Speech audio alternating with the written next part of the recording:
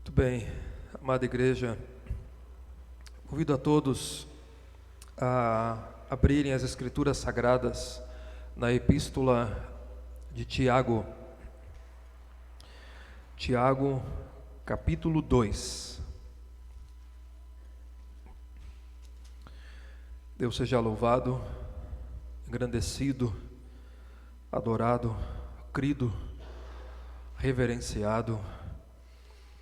E essa é a nossa expectativa nessa manhã, e por meio da sua palavra, a igreja e aqueles que nos visitam nessa manhã saiam daqui glorificando o nome do Deus que é eterno, do Deus que é vivo, que é Salvador, mas que nos chama a uma vida voltada para Ele, que glorifique o seu nome. Nessa manhã nós daremos uma pequena pausa na nossa série de mensagens no Evangelho segundo João, em virtude do tema desse culto de 506 anos da Reforma Protestante, e nós passaremos a meditar a respeito de um tema específico nessa manhã. Então, capítulo 2, versículos 14 a 26. Estarei fazendo a leitura, os irmãos acompanhem, por favor, ainda com a nossa versão Almeida Revista ARA. Assim diz a palavra de Deus, Tiago capítulo 2, versículos 14 a 26. Meus irmãos, qual é o proveito se alguém disser que tem fé, mas não tiver obras? Pode acaso semelhante fé salvá-lo? Se um irmão ou uma irmã estiverem carecidos de roupa e necessitados do alimento cotidiano, e qualquer dentre vós lhes disser, ide em paz, aquecei-vos e fartai-vos, sem contudo lhes dar o necessário para o corpo, qual é o proveito disso? Assim também a fé, se não tiver obras, por si só está morta. Mas alguém dirá, tu tens fé e eu tenho obras, mostre-me essa tua fé sem as obras, e eu com as obras te mostrarei a minha fé. Crês tu que Deus é um só? Fazes bem. Até os demônios creem e temem. Queres, pois, ficar certo ao homem insensato de que a fé sem as obras é inoperante? Não foi por obras que Abraão, nosso pai, foi justificado quando ofereceu sobre o altar o próprio filho Isaque? Vês como a fé operava juntamente com as suas obras. Com efeito, foi pelas obras que a fé se consumou. E se cumpriu as Escrituras, a qual diz, ora, Abraão creu em Deus e isso lhe foi imputado para a justiça, e foi chamado amigo de Deus. Verificais que uma pessoa é justificada por obras, não por fé somente. De igual modo, não foi também justificada por obras a meretriz Raabe, quando acolheu os emissários e os fez partir por outro caminho? Porque assim como o corpo sem espírito é morto, assim também a fé sem obras é morta. É sobre isso que nós iremos meditar nessa manhã, já que estamos nesse período tão importante da nossa história, nós que somos herdeiros desse movimento e temos essa herança do século XVI. Irmãos, como você é conhecido ou conhecida entre as pessoas? Como é que as pessoas lhe conhecem? Quando surge o seu nome, assim, qual é o veredito?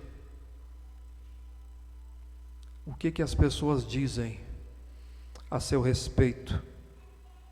Você já percebeu vocês já devem ter percebido isso, quantos escândalos tem causado ao Evangelho? Vocês percebem isso? Líderes, políticos que dizem ter fé, artistas que dizem ter fé. Quantos escândalos! Como as pessoas nos conhecem? Nós reformados, vamos falar de nós agora, nós reformados corremos um risco muito grande de achar que a fé cristã diz respeito apenas a mero conhecimento intelectual, de que A fé cristã se resume a um conjunto de doutrinas intelectuais ou a serem entendidas sem uma vida prática, sem uma vida coerente com estas doutrinas. Divisão essa que as Escrituras nunca fazem. Quem faz são as pessoas. A Escritura nunca faz essa dicotomia de doutrina e prática. Não. Somos nós que fazemos.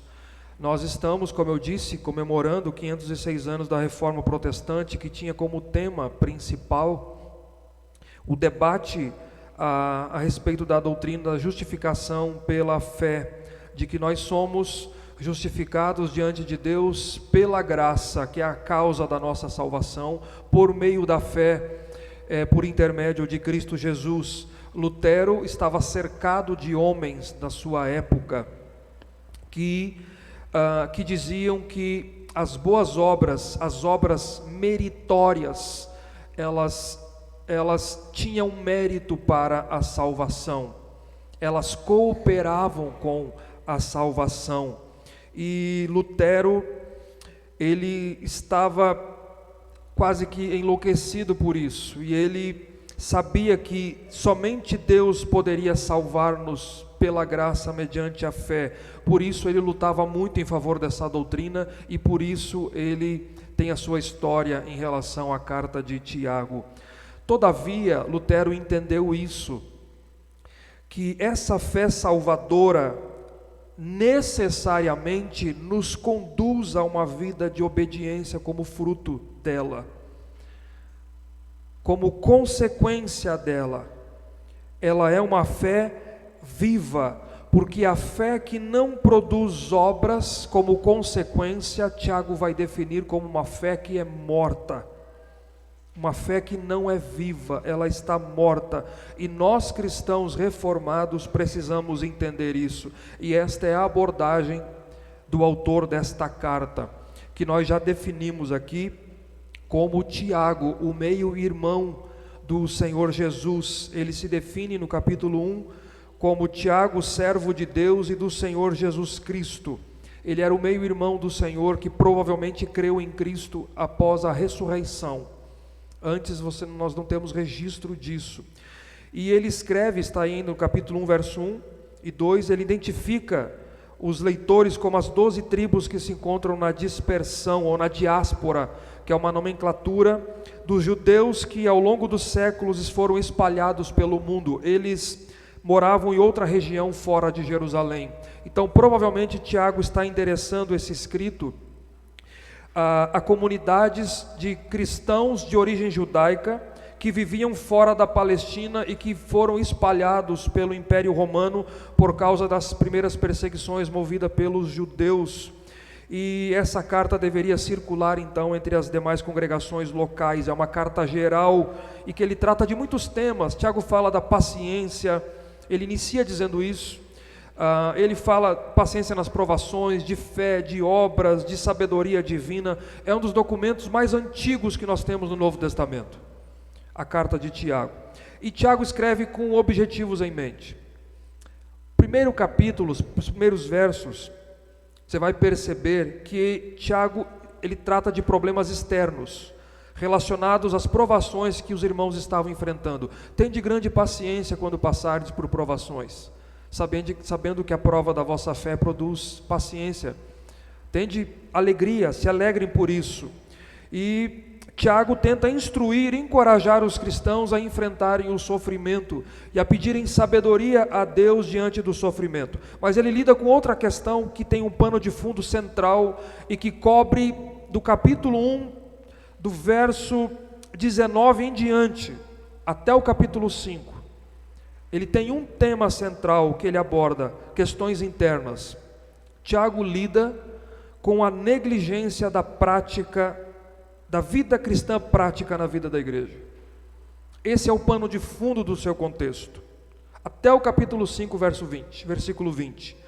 Esse é boa parte da carta. Provavelmente os cristãos haviam da sua época, a audiência de Tiago, eles haviam minimizado a fé cristã a um mero conhecimento intelectual, a uma recepção intelectual do conjunto de doutrinas. cristãs, sem assumir que a fé cristã ela é frutífera. A fé cristã ela é prática, não apenas um conhecimento intelectual. E Tiago chama a atenção da igreja a viverem no dia a dia aquilo que eles professaram, a viverem na prática aquilo que eles haviam crido, aprendido e professado. Isso chama-se coerência. Nós chamamos de coerência, de que a fé cristã tem de manifestar, evidenciar atitudes de obediência à palavra de Deus, que ele chama de obras, aqui na sua carta. Obras não diz respeito, ele vai dar um exemplo de obras de caridade, mas ela é muito mais ampla do que isso, são atitudes de obediência à palavra de Deus. É isso que é a fé cristã. Esse tipo de fé que não é acompanhada por obediência, Tiago irá chamar de fé morta. Morta, porque a fé viva, a fé salvadora, a fé verdadeira, produz obras como evidência, como consequência. Alguns teólogos acham que havia entre os cristãos um entendimento errado da doutrina de Paulo da justificação pela fé, pela graça mediante a fé, a ponto de Tiago ter que corrigir esse erro. Alguns teólogos que defendem essa ideia, eles entendem que talvez, muitos entendiam aqui o seguinte: uma vez que eu sou justificado pela fé em Jesus Cristo, todo o meu comportamento posterior é irrelevante para a salvação, porque eu já sou salvo. É irrelevante a minha vida diante de Deus, uma vez que eu sou salvo. Essa relação entre fé salvadora e prática não tem sentido. E Tiago corrige esse erro nesse trecho que nós lemos, mostrando que a fé verdadeira, ela é acompanhada por obras. Ela é acompanhada por obras. Somos justificados então pela graça mediante a fé em Cristo somente. Todavia essa fé se manifesta na prática de obediência à palavra de Deus. Você vai perceber isso em toda a carta. Ele exorta no capítulo 1 a não serem apenas ouvintes, mas praticantes da palavra de Deus. No capítulo 2, você vai ver que ele fala que a igreja não deve fazer acepção de pessoas na igreja, porque se você professa uma fé, você deve viver essa fé. No capítulo 3 ele fala da língua. Se você professa uma fé em Cristo, você não pode ter a língua grande. E se você professa que ama a Deus, você não pode ser amigo do mundo. Capítulo 4. Percebam a coerência entre uma fé viva e a prática dessa fé. Toda a carta. E Tiago aqui nesse trecho está dando sequência da religião verdadeira. O cristianismo autêntico é aquele que se revela na obediência à palavra, na santificação, no amor, no controle da língua, que ele mencionou. Você vê dos versos 1 a 13 no capítulo 2 aqui, ele alertou os cristãos que eles estavam sendo transgressores da lei, ao não mostrarem misericórdia, favorecendo os mais ricos e desprezando os mais pobres. Eles estavam fazendo acepção de pessoas. Esse é o tema dos versículos 1 a 13 do capítulo 2. E agora, dos versículos 14 a 26, ele dá sequência ao seu argumento, mostrando que a fé sem obras é morta. E esse é o tema do nosso sermão nessa manhã: a fé sem obras é morta. As crianças estão aí com os papéis para desenhar, para aprender. Então é sobre isso que eu vou falar, crianças, nessa manhã, de que é isso que vocês precisam entender, de que quando nós cremos em Jesus Cristo, a nossa vida, ela precisa ser de obediência à palavra de Cristo, a palavra de Deus. Aquele que crê em Deus, ele obedece à palavra de Deus. Tá certo? Muito bem. Em primeiro lugar, Tiago, no versículo 14, então, ele vai destacar a verdade de que uma fé professada que não é acompanhada por obras não é a fé salvadora. Ele vai levantar o tema, ele destaca essa verdade, tá certo? E depois, dos versículos 15 a 25, ele lista 4 argumentos para respaldar a sua afirmação. Essa é a estrutura. Então, em primeiro lugar, uma fé professada que não é acompanhada por obras não é a fé salvadora. Vejam aí, meus irmãos, qual é o proveito se alguém disser que tem fé, mas não tiver obras? Pode acaso semelhante fé salvá-lo? Como eu disse, Tiago está corrigindo os leitores do pensamento errôneo, daqueles que diziam não haver necessidade das boas obras, uma vez que eles tinham fé. E uma vez salvo, qual é a necessidade disso? Não há relação.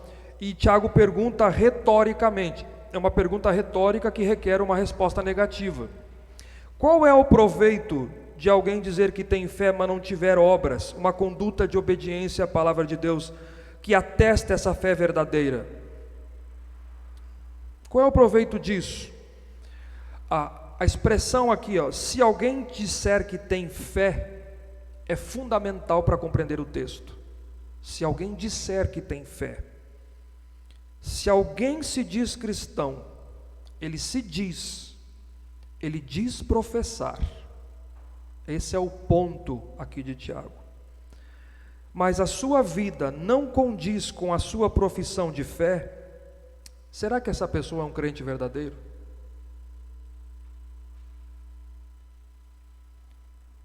Essa fé deve ser questionada,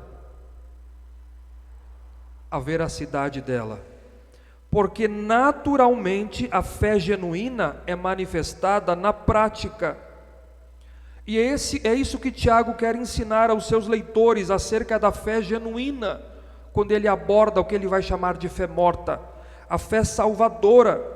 E para isso ele destaca, ele toca nos frutos da fé, de que se alguém tem a fé salvadora, as obras são consequências naturais, porque a fé salvadora não é estéril, ela não é omissa, a fé salvadora. Então, professar a fé, dizer que tem fé, mas que não é acompanhada de obras que a testifique, que proveito há? Tiago pergunta, pode acaso semelhante fé salvá-lo? A resposta que ele está esperando é não. Não pode. Não pode, porque a verdadeira fé, ela não é estéril, ela tem evidências. Se não houve mudança de vida, se não houve mudança na conduta, só pelo fato de você ter professado a fé aqui publicamente diante da igreja, que a igreja fazia na época e nós continuamos a fazer isso hoje, só pelo fato de professarmos a fé e de estarmos na igreja, fazer parte de uma igreja, essa fé pode salvá-lo? A pergunta retórica é não. Porque o ponto de Tiago é que a fé verdadeira deve ser acompanhada por uma vida coerente, compatível. Do contrário, será que foi salvo mesmo? Esta é a sua verdade, é a sua afirmação. Ele levanta esse ponto. Agora, a partir do versículo 15 até o versículo 25, Tiago lista então 4 argumentos para respaldar a sua afirmação. Qual a afirmação? De que uma fé professada que não é acompanhada pelas obras, ela não é a fé salvadora, ela não tem proveito. A primeira argumentação de Tiago está no versículo 15, versículos 15 a 17, ele faz uma ilustração, é um exemplo. É uma ilustração, vejam só. O que é que ele quer dizer com essa ilustração dos versículos 15 a 17? Então, por que uma fé, a sua afirmação, né? Uma fé professada que não é acompanhada de obras não tem proveito, não é a fé salvadora. O ponto dele é dizer, é porque essa fé é tão boa quanto palavras de amor sem ações concretas de amor. Ela não tem proveito. Veja o exemplo que ele vai dizer aqui. Se um irmão ou uma irmã estiverem carecidos de roupa, frio, e necessitados do alimento cotidiano, fome, e qualquer dentre vós lhes disser, ide em paz, aquecei-vos e fartai-vos, sem contudo lhes dar o necessário para o corpo. Qual é o proveito disso? Resposta: nenhum. Nenhum. A ilustração de Tiago aqui é muito propícia, porque tanto poderia estar acontecendo na sua época, como poderia ser uma possibilidade muito presente, já que no primeiro século a igreja, na sua maioria, era composta por pessoas de classes sociais baixas, de pessoas mais pobres. Então era perfeitamente possível, mesmo no meio da igreja, cristãos passando necessidade, passando agruras, porque a igreja era formada, maioria de escravos também. Então ele utiliza esse exemplo. Vejam a ilustração. Você conhece alguém próximo de você, o seu irmão em Cristo, sua irmã em Cristo, passando por necessidade, e você tem recursos para ajudar, você pode ajudar. E aí você chega para ela e diz assim: ô meu irmão, vai em paz, que Deus te abençoe, que a mão de Deus abençoe a sua vida, ide em paz, se aqueça e se farte, e que o Senhor abençoe a sua vida. Tiago pergunta: qual é o proveito disso? Se você não der comida, não der alimento para ela, não der roupa para vestir, ela está com frio e está com fome, o que isso aproveita? Nada. Isso não resolve nada. São palavras belas, religiosas: ide em paz, que o Senhor te abençoe, que o Deus Trino esteja com você. Palavras religiosas, mas sem ações concretas de amor. São palavras vazias, superficiais, até abençoadoras, mas vazias de ações, sem fazer nada pela pessoa, sem suprir as necessidades básicas dela. E Tiago pergunta: que proveito isso terá? Então, você não pode dizer que tem uma fé verdadeira se na semana você vive para você mesmo, egoisticamente, pensando nos seus lucros apenas, nos seus ganhos. Só em você mesmo, você está mostrando para o mundo qual é a sua fé, que você não tem a fé salvadora. Esse é o exemplo de Tiago, mais ou menos assim. Quantas palavras são necessárias para encher um estômago vazio? Quantas palavras são necessárias para aquecer alguém que está passando frio? É esse tipo de fé que Tiago está denunciando aqui nesse exemplo. É uma fé só com palavras, com profissão de doutrina, mas que não se manifesta em obras. Veja a conclusão no versículo 17 desse exemplo. Assim, também a fé, ele deu um exemplo, uma ilustração. Também a fé, se não tiver obras, por si só está morta. Da mesma forma que a atitude anterior, o exemplo que ele utilizou, é inútil, não tem proveito, assim também você disser que tem a fé verdadeira, mas não praticá-la, não tem proveito. É uma fé morta. O que é uma fé morta? É uma fé sem evidência, é uma fé sem fruto, é uma fé sem obra, sem vida prática da palavra de Deus. Isso é uma fé morta para Tiago, porque como ele está orientando os seus leitores com esse pano de fundo de incoerência entre profissão de fé e prática, o que ele está dizendo aqui: aqueles que antes viviam segundo o curso desse mundo, segundo a vontade dos seus pensamentos, que eram por natureza filhos da ira, que eram guiados pela carne, fazendo o mal, quando convertidos a Cristo, terão práticas de boas obras, de obediência. Porque a nossa fé deve ser acompanhada por obras. É os que os puritanos respondiam e diziam a respeito da eleição. Como é que eu sei quando houve uma eleição, uma salvação? Como é que eu sei que eu sou eleito? A resposta: santificação.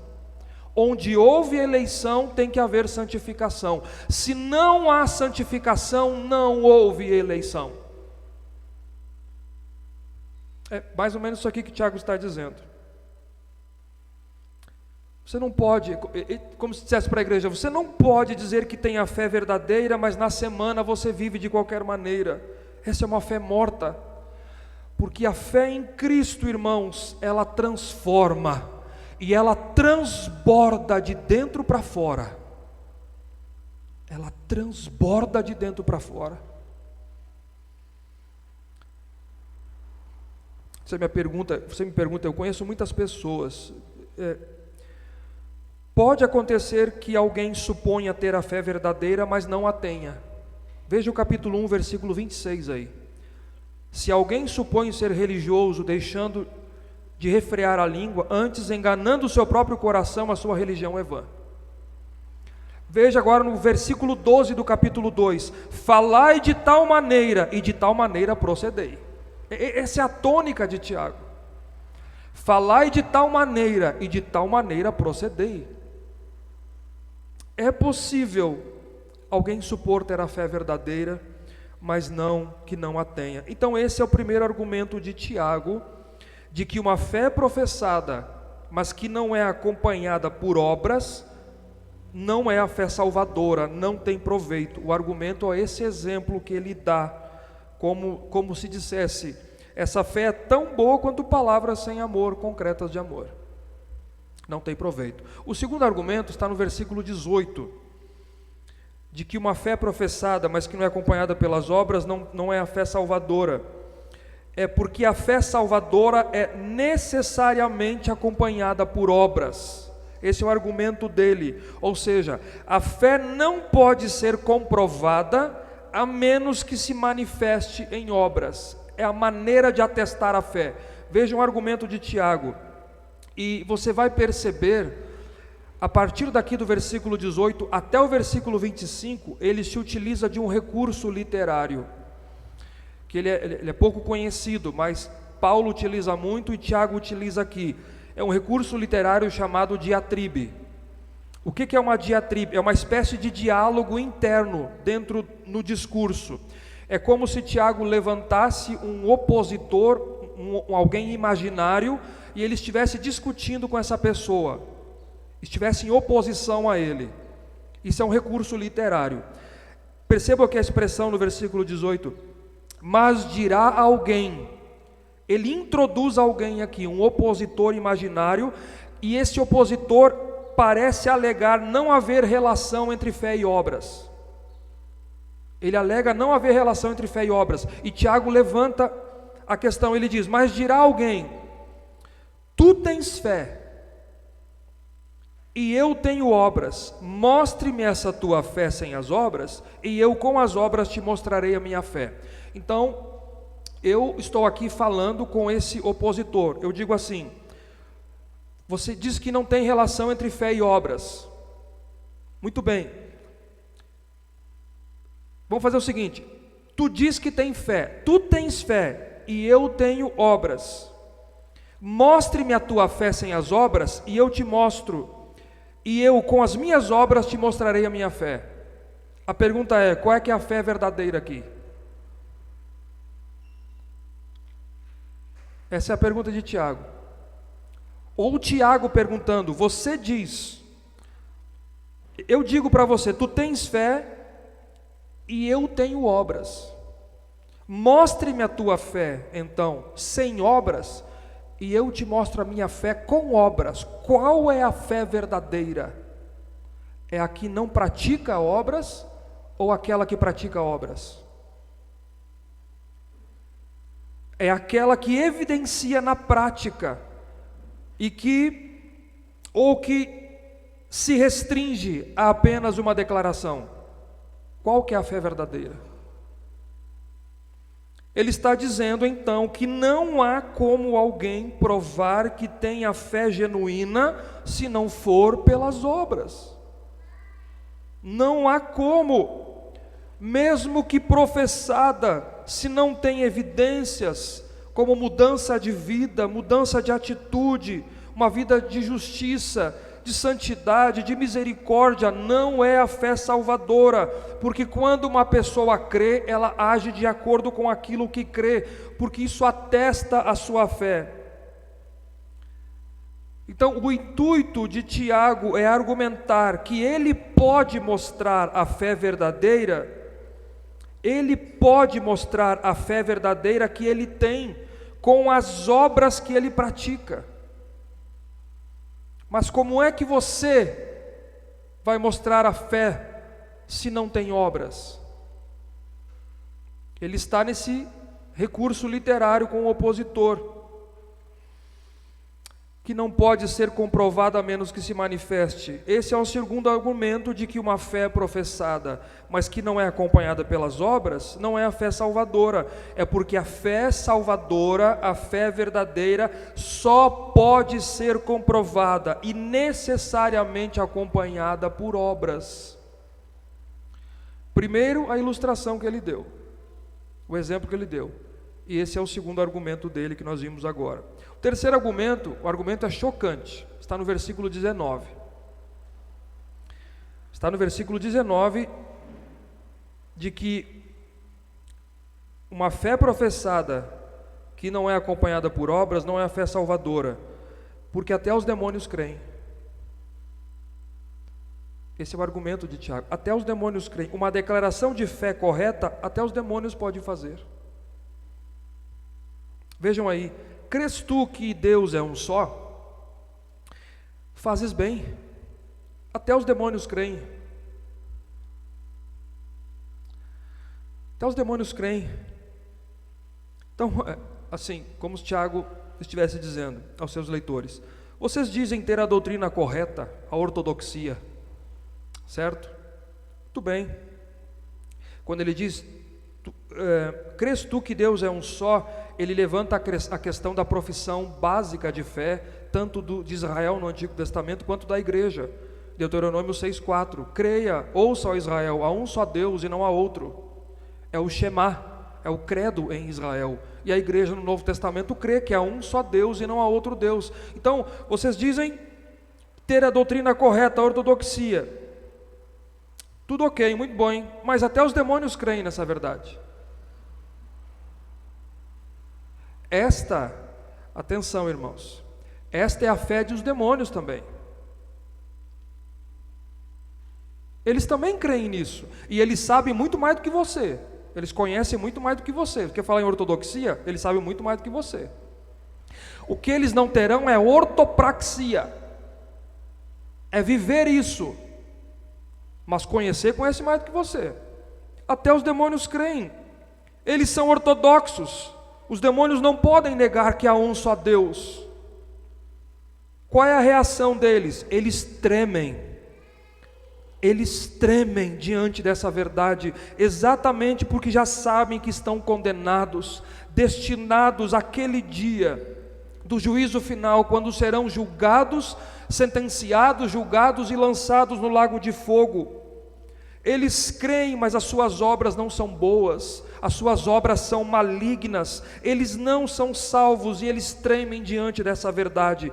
Mas, e alguém que diz crer e não se submete, não obedece a Deus, não tem obras?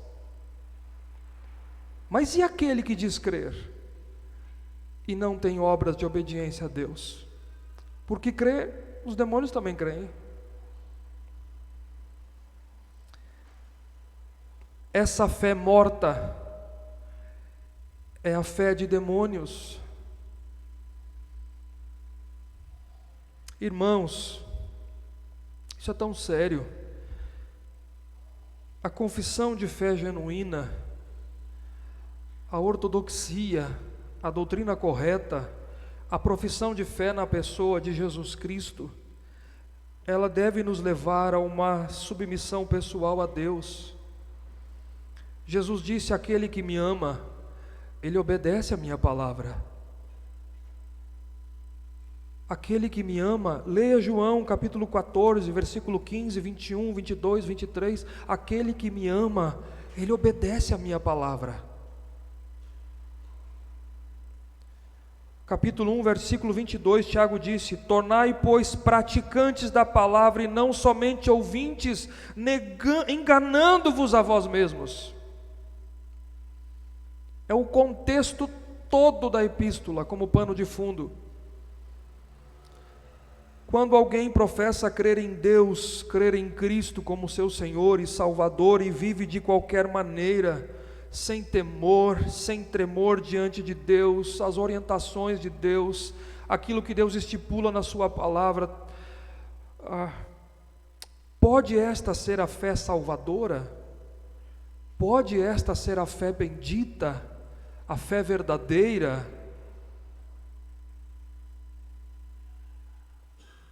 Você crê? Até os demônios creem assim. Mas e a vida de temor?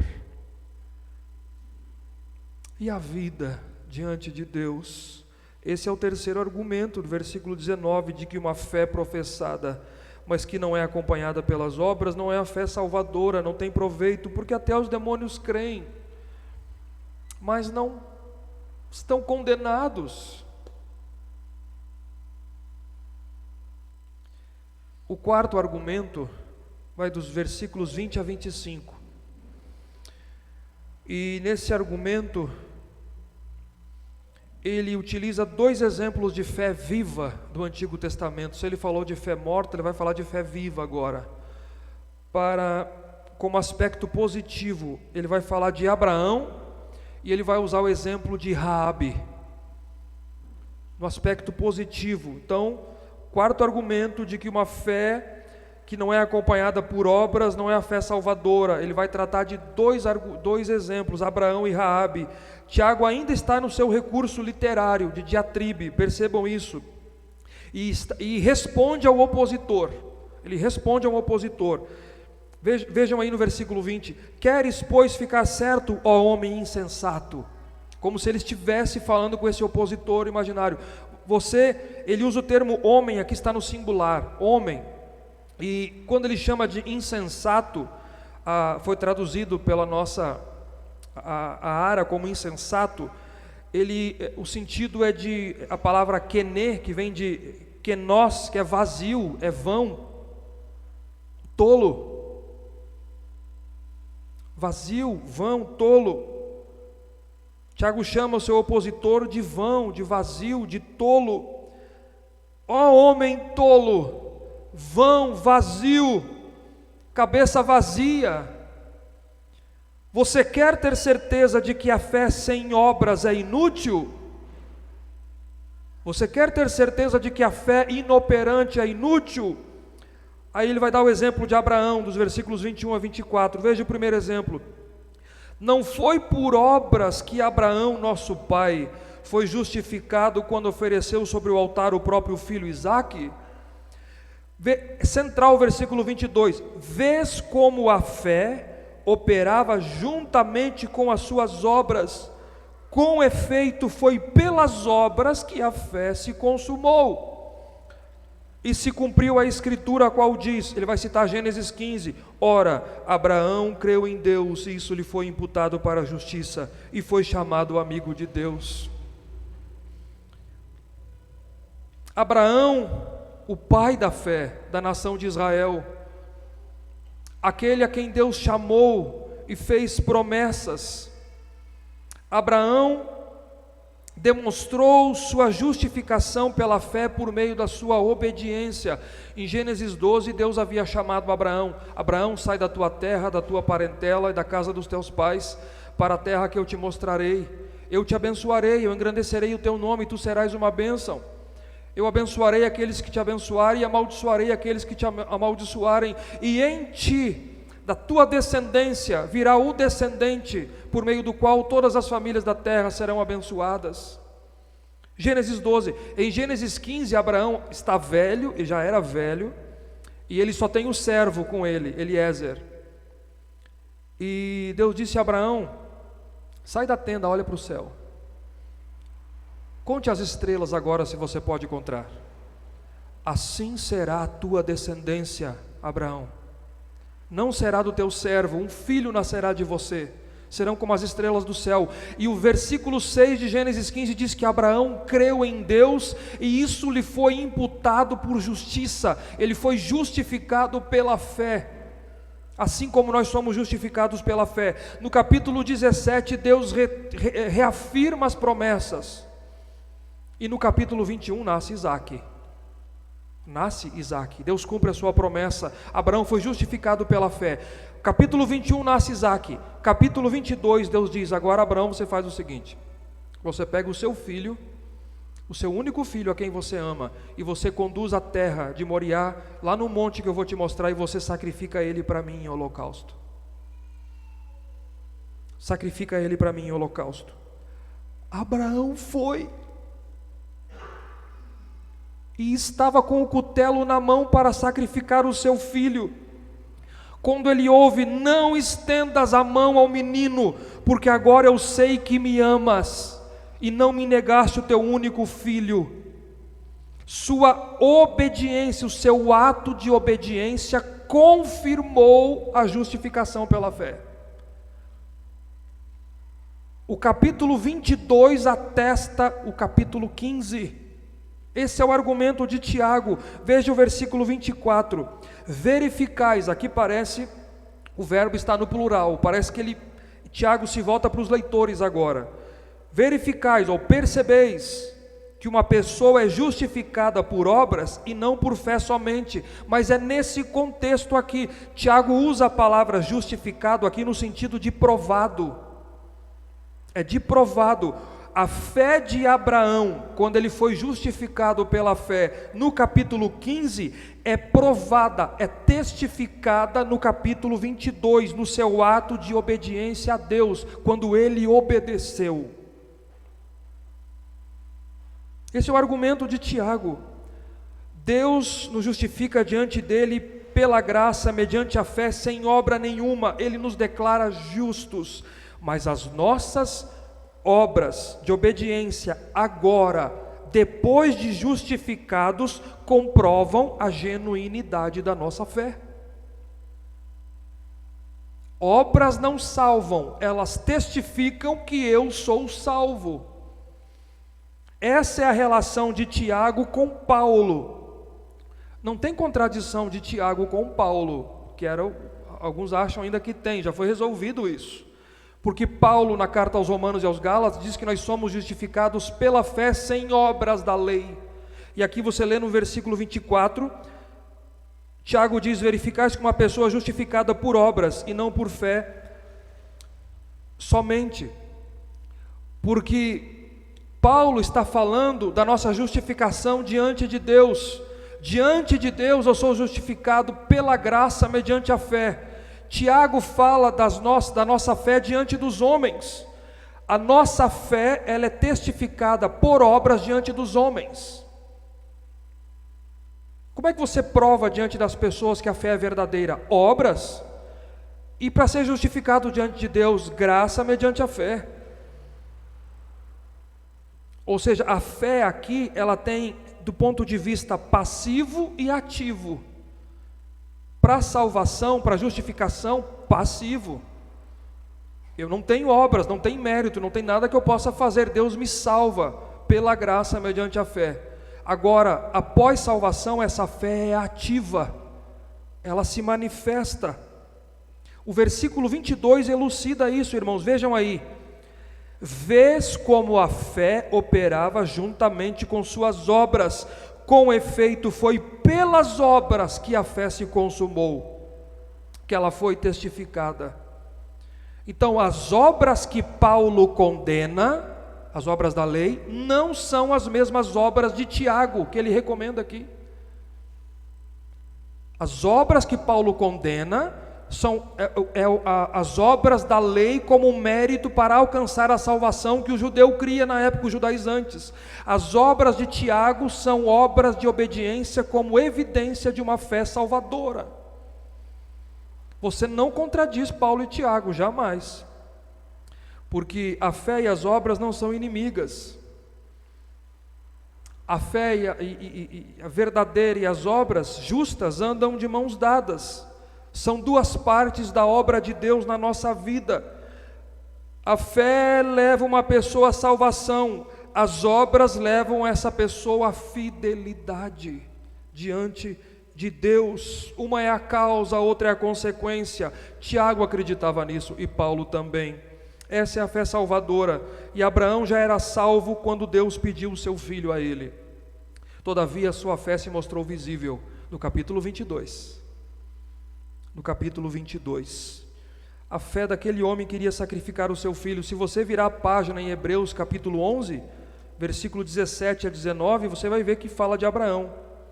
Pela fé, 17, 18, 19. Pela fé Abraão, quando posto à prova, ofereceu Isaque, estando mesmo para sacrificar o seu unigênito, aquele que acolheu alegremente as promessas, a quem se tinha dito: em Isaque será chamada a tua descendência. Veja agora o 19. Porque ele considerou que Deus era poderoso para ressuscitá-lo dentre os mortos. Abraão considerou. Interessante que até aquele momento da história de Abraão, não houve ressurreição de mortos.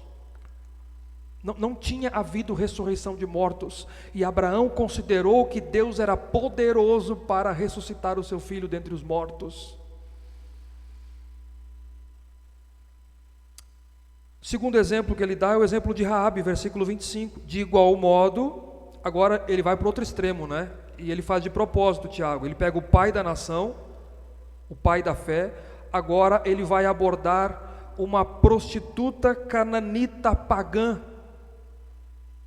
Josué capítulo 2, para mostrar que o princípio é o mesmo. O princípio é o mesmo, pode ser Abraão ou pode ser Raabe. Ou pode ser Raabe. De igual modo, não foi também justificada por obras a meretriz Raabe, quando acolheu os emissários e os fez partir por outro caminho? Você lê, Raabe era uma meretriz, dona provavelmente de um prostíbulo. Quando Josué ele vai invadir a primeira cidade, Israel está nas margens, na planície, de frente do Jordão, para atravessar o Jordão à altura de Jericó, para conquistar a terra. A primeira cidade era Jericó. E ele manda espias, estrategicamente, como estratégia militar, para espiar a terra. E eles vão parar no prostíbulo de Raabe. E Raabe acolhe os espias. E quando eles chegam, Raabe diz: todo mundo ouviu a respeito do Deus de vocês, o que o Deus de vocês está fazendo por vocês, como derrotou os inimigos, como vocês atravessaram o mar, e o povo aqui na cidade, até o rei, ele está desmaiando de medo. O povo está com medo de Israel. Eu creio no Deus de vocês, eu creio no Deus de Israel. Ela creu em Deus. Logo a notícia se espalhou que tinha espia ali, os soldados vieram. O que Raabe fez? Onde é que eles estão? Não, vocês podem ir por aquele caminho ali, e depois vocês encontram ele. Ela escondeu os espias, e fez os soldados irem por outro caminho. O que Tiago está dizendo? Raabe creu em Deus, mas ela provou que a sua fé era genuína quando ela escondeu os espias, mesmo correndo risco de vida. Poderia ser morta. Ela correu risco de vida. A sua fé testificou-se ativamente pela sua ação.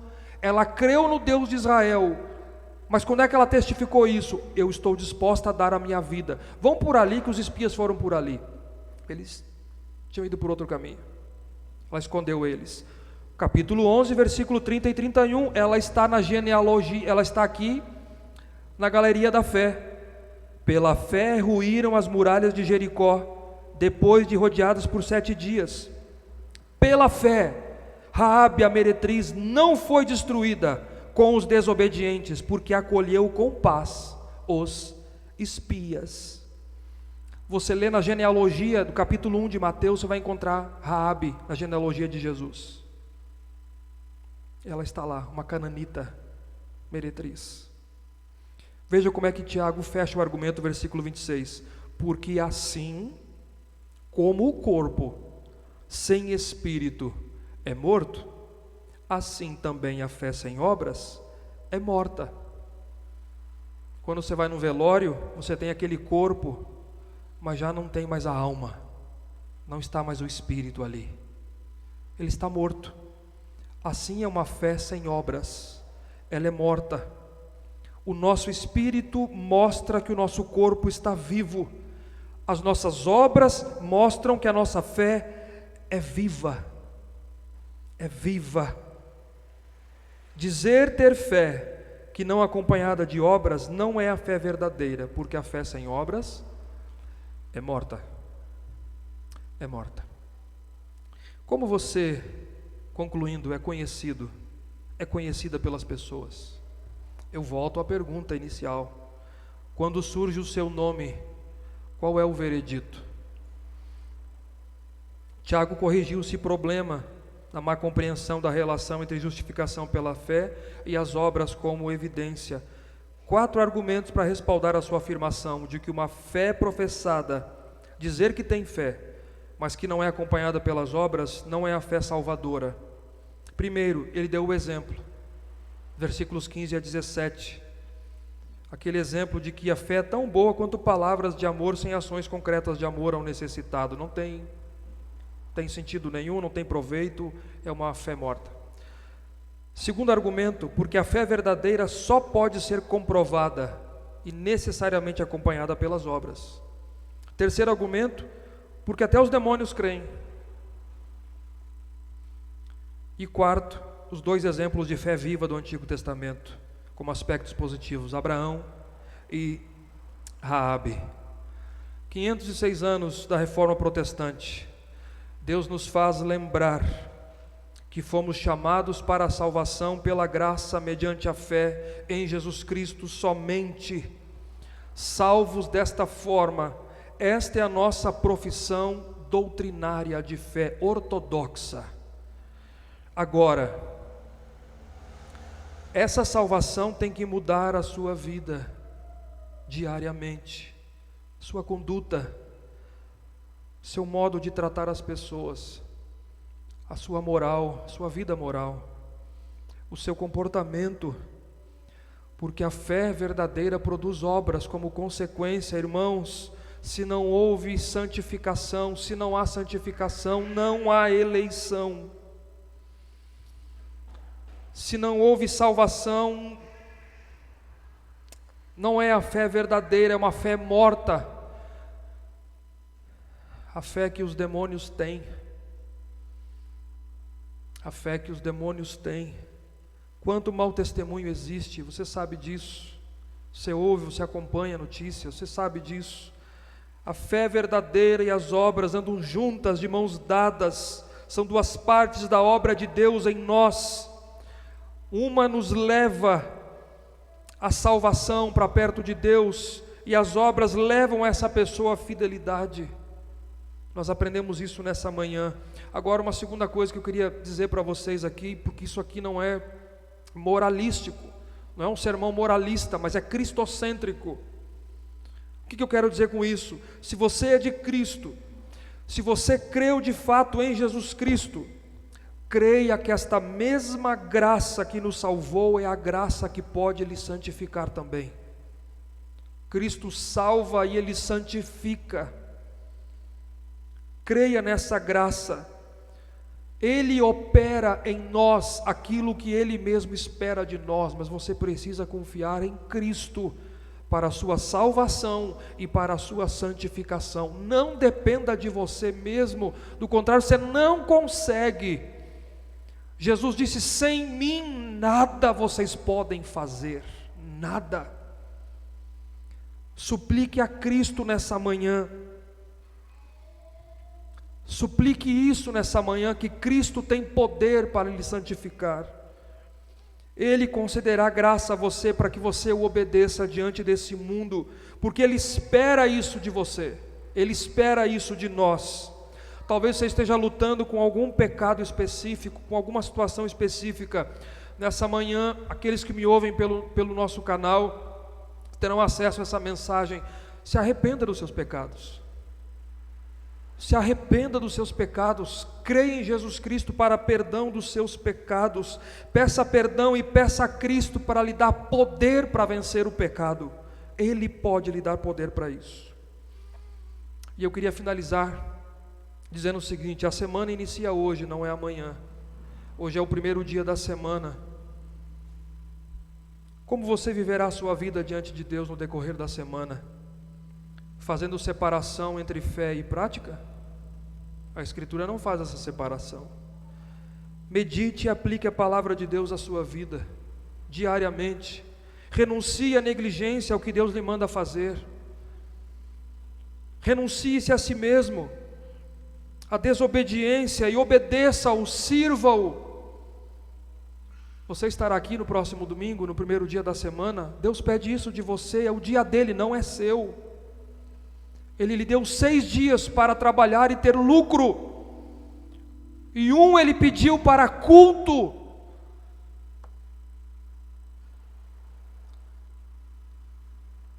Ele lhe abençoa, Ele cuida de você, Ele cuida do seu povo. Precisa fé, precisa crer nele e servi-lo de todo o coração.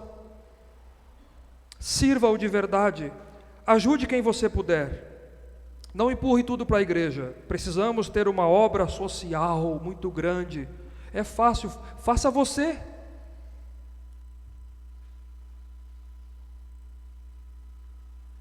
Faça você mesmo. Ajude, estenda a mão, faça você. Não espere tudo a igreja mobilizar-se para isso. E confie em Deus, tenha fé, mesmo diante dos piores momentos da vida, mesmo diante das dificuldades, mesmo diante da morte, como Abraão e como Raabe tiveram isso e viveram isso pela fé. Deus espera isso de nós, Deus espera isso de você, nós que de fato cremos. Que Deus abençoe a sua vida, que Deus abençoe o seu povo. Levante, desperte a sua igreja para Ele mesmo. Fiquemos em pé, queridos.